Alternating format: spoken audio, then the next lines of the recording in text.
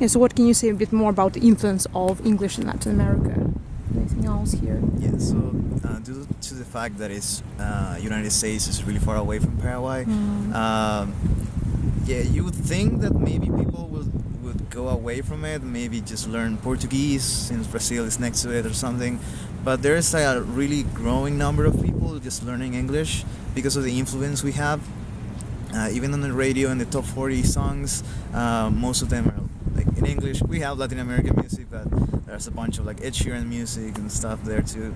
So people really want to understand the music. They want to understand the books. We have a bunch of like stores who sell books in English. We have schools that are bilingual, and it's getting more popular now. So also the work and travel programs. Now the UGRAD program that I'm in. Is becoming more popular. People are knowing that there are more opportunities, especially for master's degree or PhDs. When you finish college, normally people just go directly to work. There's a little amount of people who actually want to get a master's degree. So that's why we have a lot of opportunities for people wanting to study abroad after finishing college. So if they study English, they have a lot of opportunities, like in Ireland, in Austria, in the United States of America, and also in Latin America. But yeah, people are trying to learn English like a lot because of the influence and because there are now more opportunities to go outside. And what role has English played in your professional life after school? So yeah, mostly I had access to a bunch of resources that I wouldn't have if I didn't know how to speak and read in English. So again, with the thing that in college, most of the things that I learned were through YouTube tutorials or English books, just to get more references, get just more information, better research material. And also, when I'm teaching English, for example, I have this wide array of just material that I can use, the activities that I can use, books that I can just recommend or just take something away from it, try to translate it or try to analyze the text with the students or something like that. And also because I'm in hospitality management, it's a huge part of knowing another language is a huge part of it. Because, well, you are supposed to be like working internationally, different chains, hotel chains and stuff. So it will be really, really useful when I'm already in the workforce, like in hotel management area. And according to your teaching experience, what are the difficulties you think that Spanish speakers have while trying to learn English? Yeah, it's mostly some vowels or some sounds that English has that Spanish doesn't have. You will always hear that Latin Americans cannot pronounce it; they just pronounce it "it." Like let's talk about it, or let's talk about it, let's discuss it, or something like that. So they don't have that sound. Also, it's kind of complicated with the sound, like apple or cat, for example. Say cat, cat, cat, cat. They don't know the difference because it's hard for them to hear. Once they get used to it, well, it's easier. But nobody normally teaches that difference. But in Paraguay, we have Guarani. Guarani is the native language of the people there, and we're still using it because we mix it with Spanish. Different from Spanish. It's very different. So everyone is bilingual now? Yeah, everyone is bilingual mostly, and they use this mixed language that is called Jopara, that will mean Guarani with Spanish. But then Guarani has that sound. So then I normally teach through that so they can get the pronunciation. For example, instead of saying the door or something, or de with the door, the chair, I just tell them like just the from Guarani. So the door, the ceiling, the chair, etc. It's not the precise enunciation sometimes, but it works really well compared to the door is open. Like the door is open, it sounds a lot better. So that's what I normally use because we don't have that in Spanish. Yeah. And overall, you can say it was a positive or a negative experience teaching English. It was a really positive experience, especially having that background. Like most of my students have that background of Guarani, so it's a lot easier. And when they listen to themselves pronouncing differently, and they sound like in the audios, or they sound like a proper American or something, they feel really excited. So it's really, really good. So do you think that a person's maybe image of themselves can change when they acquire a new language or when they speak in a different language? Oh yeah, they see themselves differently. Like normally a bunch of my former students used to think I'm not gonna be able to do this. I'm probably not gonna apply to work and travel because living alone in an environment that is all English, my pronunciation sucks. I don't want to speak it. They understand it normally. They can read. At the beginning, you can understand books and stuff, but you don't practice speaking to people because you don't have anyone to speak to. So they are afraid of their pronunciation. They are ashamed.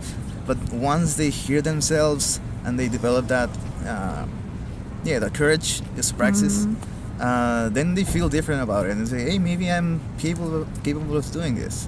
And many students now are just applying for work and travel mostly, or just for summer camp programs, or even for this U-Grad program. Some of my classmates and former students are now applying for next year. So yeah, it changes their perception once they know that they are able to pronounce it better and they can improve on it.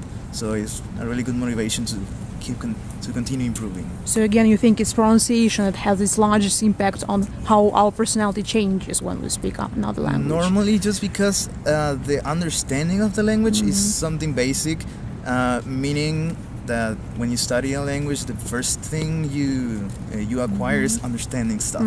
You can listen to people when you get to a certain level. You can understand people talking. You can understand books. You can understand texts or something, articles online.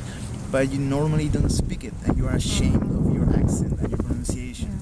And that's what normally stops people from applying to programs to go to another country, because they say, I understand it, but I cannot speak it.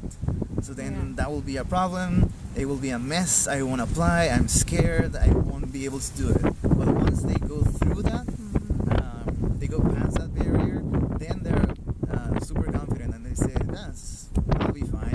I'll do it. Yeah, so it's all about pronunciation. And what other languages can you speak? Except So I learned to read in Portuguese just because of the same thing. proximity. Yeah.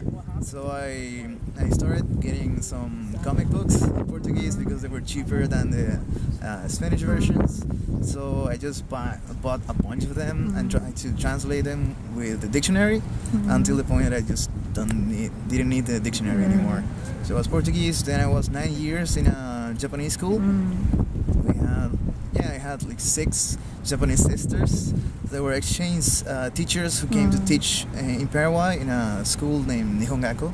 Now it's a university. It started to grow.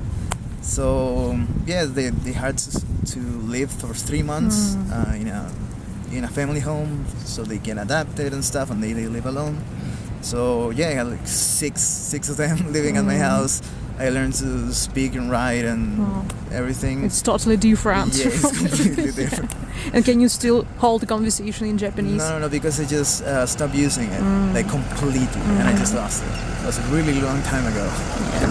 Finally, what your tip would be to everyone trying to learn another language, English or be it any other language? Well, the best thing would be have something in mind that you're going to be able to use. I mean, have a plan for your language, if it makes any sense.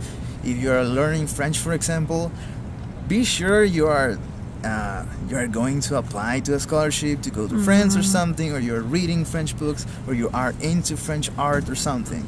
If you are going to study, for example, let's say Spanish, and be sure you are going to use it in some way. You have some friends who speak Spanish, you have some books you want to read or understand, you have music that you love but you want to understand or you want to pronounce it like they do. So it should be something that you're using every day.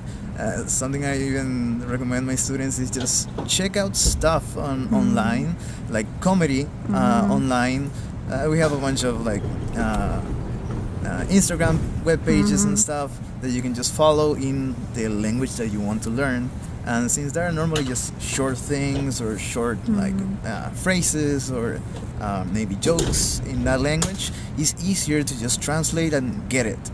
And normally they play around with the language with jokes, so it's even better to understand the phrasal verbs they use or some some play with the language, so it's even better. It's a little complicated sometimes, but it's really good. So you should use the language you're going to be learning. That's the best tip that I can have. Yeah, so these are really good tips. So thank you very much for your time and the best of luck to you here in the United States. Yeah, thank you thank you. Bye.